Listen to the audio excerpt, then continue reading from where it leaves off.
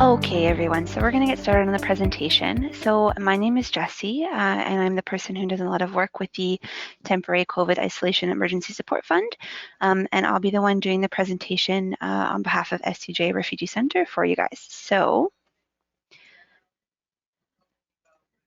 okay, so what is the support fund? So the support fund is a one-time financial assistance as funded by the City of Toronto for those who are waiting for COVID-19 test, who are in isolation or quarantine due to being a close exposure to someone who's COVID positive or possibly due to having COVID-19 symptoms, or for people who are COVID positive. And this support fund works specifically to assist individuals who, due to severe financial hardships, are not necessarily able to access COVID testing or complete their isolation. So what that means is that this fund is more so for people who, due to certain financial constraints, it's just not possible for them to financially survive while also completing quarantine or something like that. So who qualifies for the support fund? There are three key components to qualify for the COVID Emergency Support Fund or the COVID IESF. So the first qualification is you must be required to isolate because you're one of the following. So you're waiting for a COVID-19 test. So this could mean that maybe you started feeling a little bit sick, so you went to go get tested and you're waiting for your test, and during this time you're not allowed to work because you have to wait in quarantine until you know whether it's a positive or a negative result. And so if you're in that position, you qualify.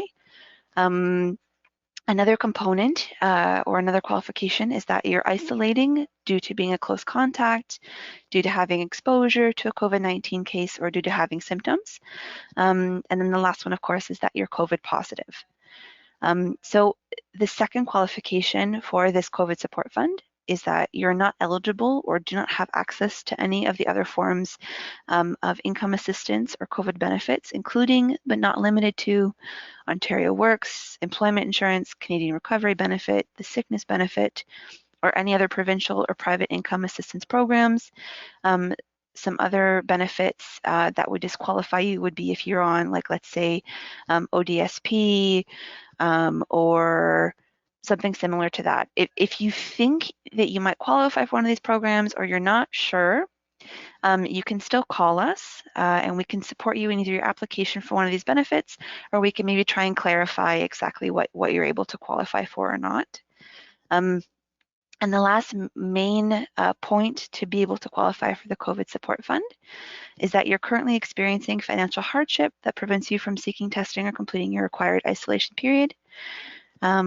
Yeah. So how much is given?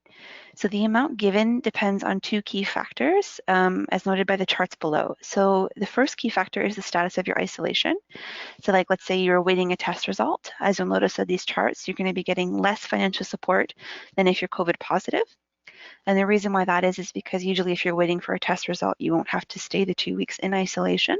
But if you're COVID positive, you will have to stay the 2 weeks in isolation, meaning that you'll have to miss 2 weeks of work.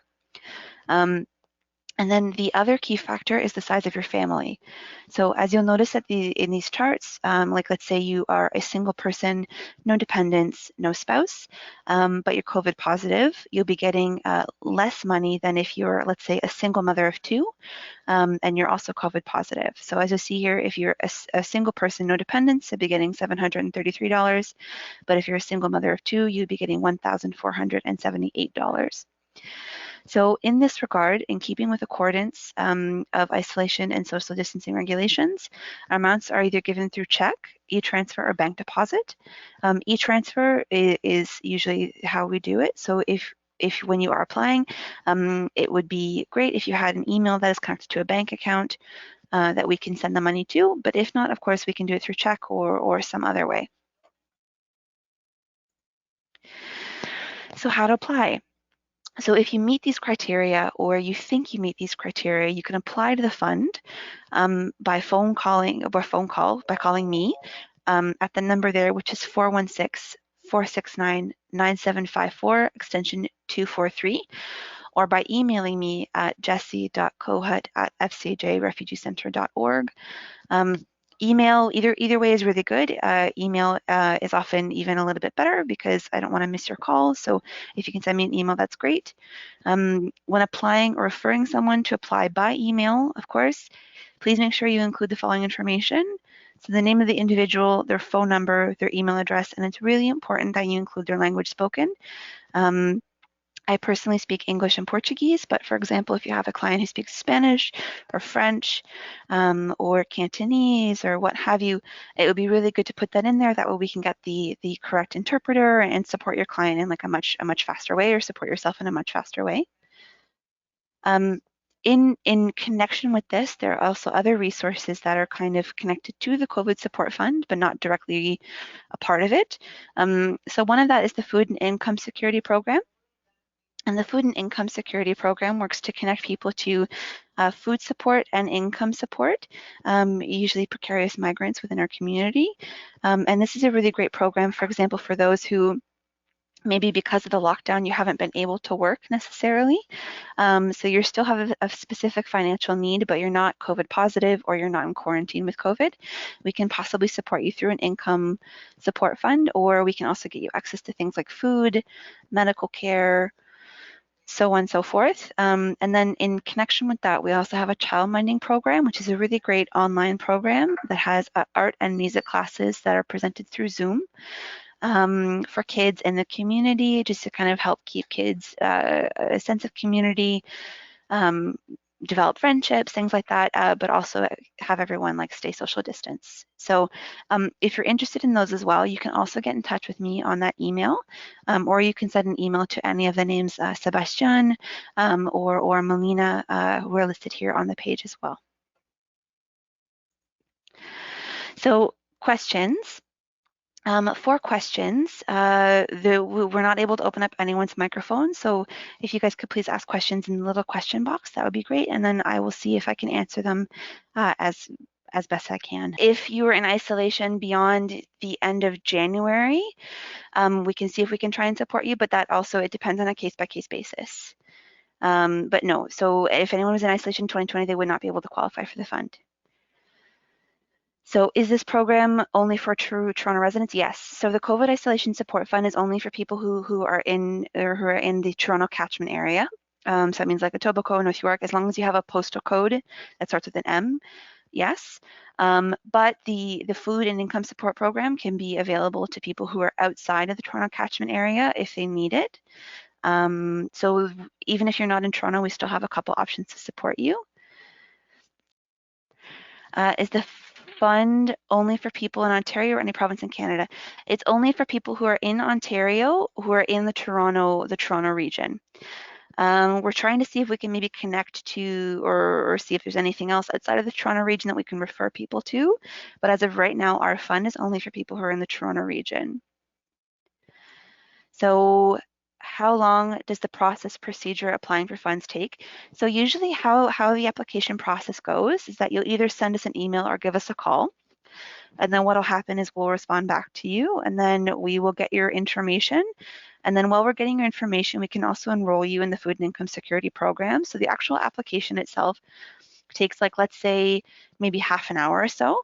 And then depending on how you can receive the funds, like let's say if you have a bank account with an email address, we can usually get the funds to you within the week. But if you need it through a check, it might take up to 2 weeks. That all depends, once again, like on your needs, but usually I would say about a week for the funds to actually fall into your account, and I would say about half an hour to actually apply for the funds. Is the food assistance program an ongoing support, or is it a one-time thing for eligible clients? That depends. So the food assistance program is currently ongoing. And the food assistance program works on two kind of foundations, I guess I should say.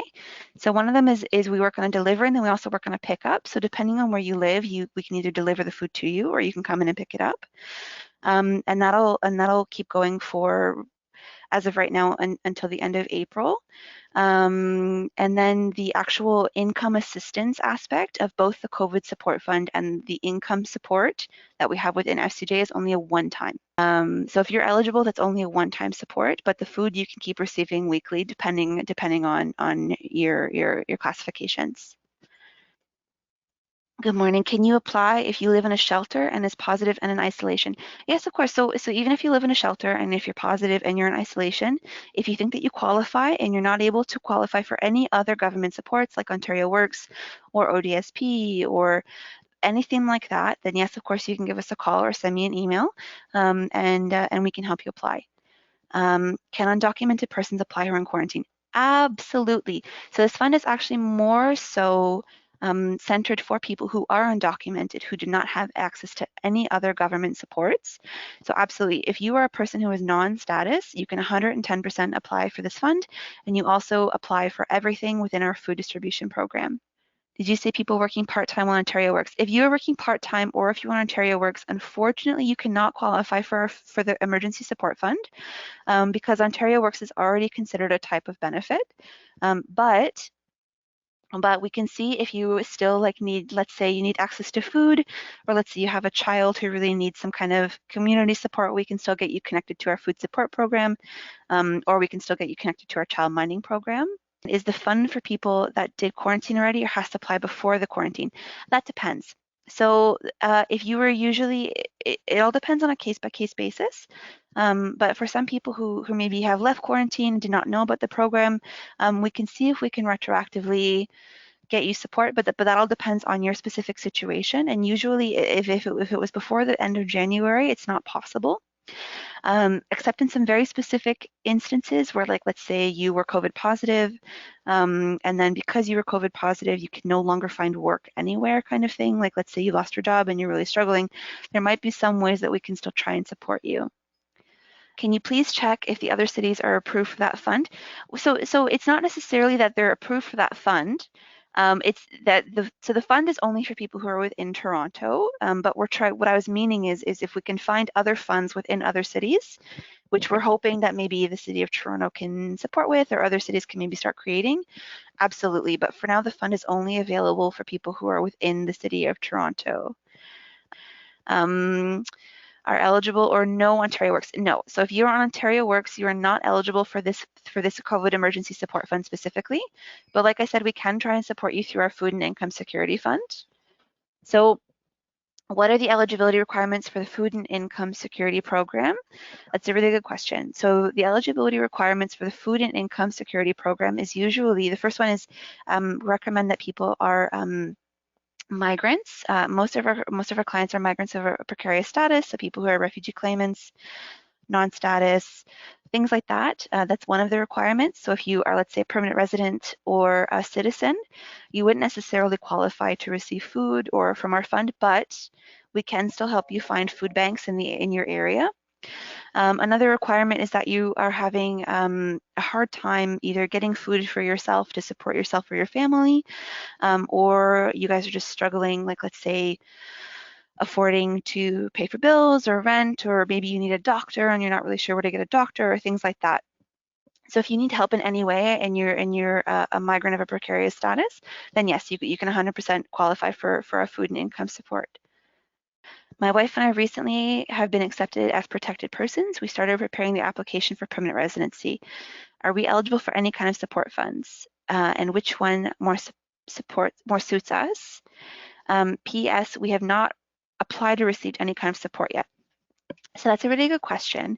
So you're not necessarily, you wouldn't qualify for our COVID emergency support fund or the income support program, but because you would be able to qualify for things like Ontario Works, and we can actually help you apply for that. So please still send us an email, and then we can help you apply for Ontario Works or see what other funds you would qualify for that can actually, like from the government, like Ontario Works or the Ontario Works Emergency Fund or what have you.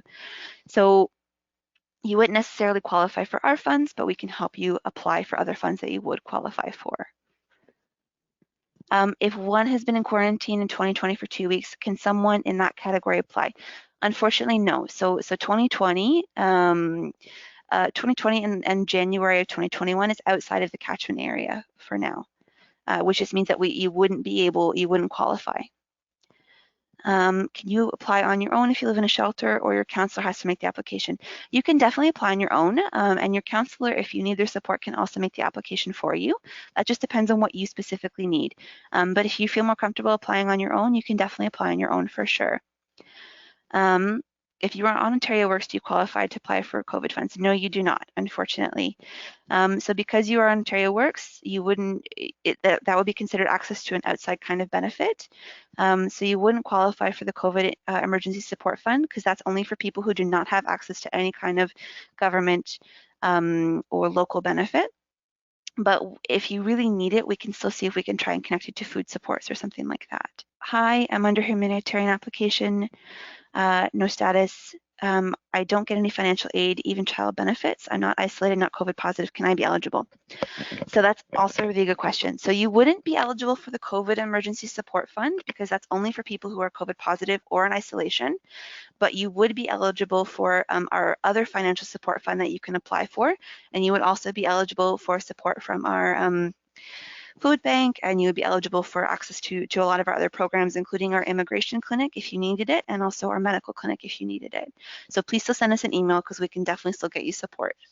If you guys also wanted to review this presentation afterward, the presentation will be available on our website, which is right there on the little up there. You see where it says www.fcjrpgcenter.org. So the presentation can be on there as well if anyone else wanted to review it. And then of course my contact information is there if you had any other questions. And if you had any more, or if you were not too sure still for your specific case, like I said, please send me an email and I can definitely clarify things for you. And even if you don't qualify for our fund, we can help you apply for other funds if you need it. Oh, okay, here's another good question. If I apply but don't have a bank account, if I qualify, can I have the fund deposit to my sister's account as she is e-transfer? I would probably say no to that one, just because it's a little bit complicated sending the funds to someone else's account that's not you. So for that, we would probably prefer that we could send it to you through check. Yeah. So once again, if you guys had any other questions about the fund, or if you want to review the presentation, like I said, it is on our website. And as always, you can send me an email or you can give me a call anytime. And I'll do my best to get back to you, usually within a day or two. This support is only for people who live in Toronto. Yes, Claudia. So the COVID Emergency Support Fund is only for people who live within Toronto. And that includes, like, let's say if you're in downtown Toronto, you're in North York, Etobicoke, Scarborough, as long as you have an M postal code, so a postal code that starts with M, you would qualify. But let's say if you're in Brampton or Mississauga, you would unfortunately not qualify specifically. But if you're in if you're outside of the region of Toronto, we can maybe see if we can get you connected to one of our other support funds, or our income support fund, or our food security program. To help you out if you really needed it as well. Does the support fund depend on how much the person has in the bank as savings? No, Estevan, it does not. So like I said, so let's say if you do not qualify for Ontario Works, if you have access to no other external support funds, and you qualify for our fund, like let's say you're in quarantine, the actual support fund depends on what your status is in relation to COVID. So whether you're COVID positive, whether you're in isolation, or whether you're waiting for a test, and how many people are in your family. So like here, I'll actually go back to the slide. Let me see if I can go back to it. So yeah, so as you see here, like let's say you are a couple with one child and you're COVID positive, you would get 1,349 right there. And then, or like let's say if you are a single parent with two children, you would get 1,478. Or let's say you're waiting for a test result and you don't have a result yet, you would get like 172. And then if that result came up positive, we'll be able to give you the other 500, and I think it says 61, to get you the full amount. Does that make any sense, Esteban?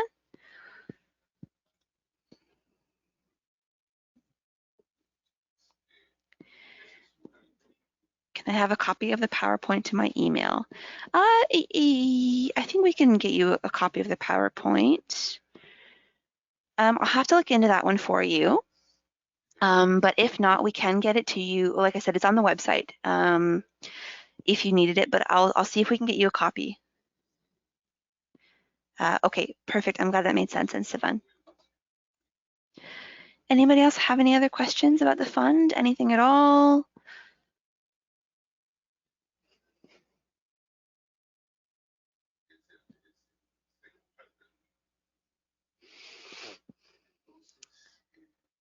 What if 2 out of 3 of the family got infected with COVID?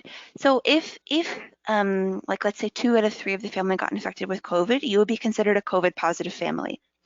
So let's say, hold on. Oh, there we go. So let's say 2 parents and a child, right? So that would be the 3 with 1 dependent. You would be considered COVID positive. So it wouldn't be like, oh, 2 people have it and then 1 person has to stay in isolation. No. So you'd be considered a COVID positive family. So that means that you would get the full amount of the 1,349.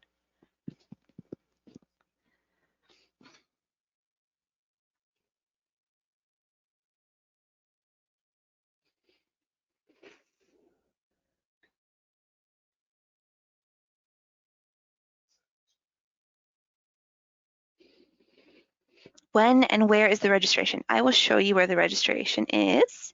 So the registration is anytime.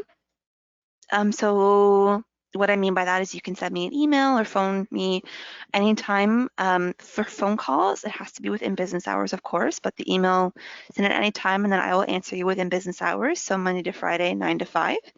And the registration is either through phone call, which is the phone number is right there, 416-469-9754, extension 243, or you can send me an email at jessie.cohat@fcjrefugiecenter.org. And then in the email, make sure you have your name, your phone number so I can call you back, an email address, and the language that you speak. So, or the language that you're most comfortable speaking in. So like, let's say you speak English well enough, but you're more comfortable speaking in like, let's say Spanish or Portuguese or French or what have you, then we can get someone to call you back in your preferred language. Just that way, you'll be a little bit more comfortable and you can explain your situation a little bit more as you need to. Can an applicant get both amounts when required to self-isolate and while waiting for test results? Very good question. Oh, that's a complicated question. No. So what we would do is, like, let's say you're waiting for a test result. You would get the amount for the waiting for the test result first. If your test is like taking a long time, and then what would happen is if it comes out negative, we could give you the difference, if that makes any sense. Yeah, or if you, like, let's say if you're still required to stay in isolation, then we could possibly give you the difference of for the isolation. So like, let's say tested but you came out negative, but you're still symptomatic. Like, let's say you're coughing and you can't breathe properly and no sense of smell, no sense of taste, all the classic symptoms of COVID. The doctors have told you have to stay in isolation for 2 weeks, which means that you cannot go to work for 2 weeks. We can still get you the amount that you would need to stay in isolation, but it would have to be separate. So like it would have to be, you'd have to pay out the difference, if that makes any sense.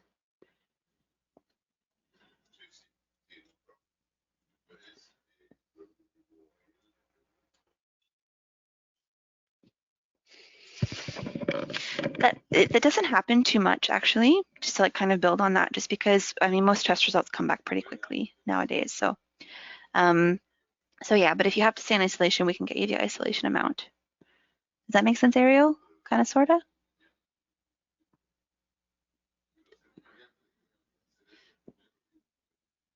Okay, beautiful, perfect. Anything else? I'm loving these questions. This is great.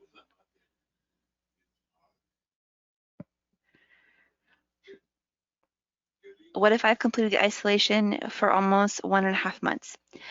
So that depends. And that's where things kind of get a little bit complicated, and that's where we kind of take it on like a case-by-case basis. So for example, let's say you completed the isolation like 1.5 months ago. You just found out about the fund right now, right? So like, let's say 1.5 months ago would be beginning of February-ish. I think so. So you completed the isolation, but let's say maybe you're still having COVID symptoms. So you're still like not feeling very well, and because of that, you can't work. Or let's say that you lost your job because you were COVID positive, and because of that, you can't find anywhere else to work. Then we can see if we can do like a retroactive support. But like that one, the retroactive payments is more on like a case-by-case basis specifically. And it has to be usually after the end of January until now to kind of be considered. Anything from the beginning of January and in 2020 is unfortunately, we wouldn't be able to support you with our fund specifically.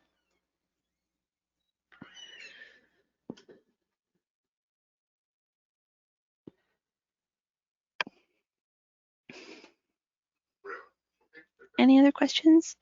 But starting 2021. So that's where it gets a little bit complicated. And this is why it's like more of a case-by-case basis. Because like, let's say you started isolation January 25th, right? So if you start isolation January 25th, you could definitely be considered for support in that sense. But like, let's say you ended isolation January, I don't know, 10th. If you ended isolation January 10th, that's when you would unfortunately fall outside of our time span, if that makes any sense. So if you have anything that's like more specific to your case, like I said, please give us a call or send me an email, and then we can kind of dissect more the what you specifically need for your case.